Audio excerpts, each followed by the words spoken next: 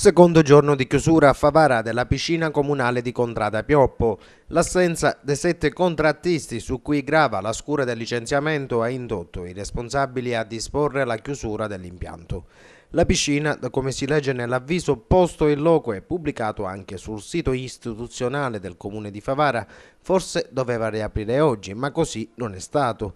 Il rinvio della risposta da parte della commissione ministeriale, dal cui esito dipende il futuro occupazionale dei 69 precari dell'ente, causa quindi il rinvio anche della riapertura della piscina.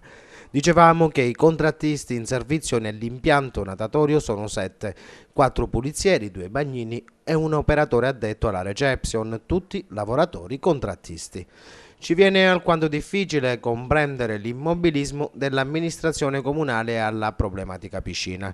Se qualcuno manca, quindi non si garantisce servizio. E pensare che l'assessore comunale tuttologo affermava come l'ente comune abbia a disposizione una platea di circa 500 dipendenti, perché non li spostano?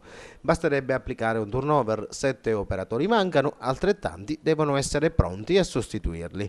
Ma siamo a Favara, città nella quale purtroppo, e di questo ce ne rammarichiamo, l'ordinario diventa quasi sempre straordinario. Intanto gli sportivi non possono continuare gli allenamenti, le persone provenienti da altri centri sono costrette a fare dietrofront e chi ha necessità di utilizzare la vasca per scopi terapeutici deve cercare un'altra piscina.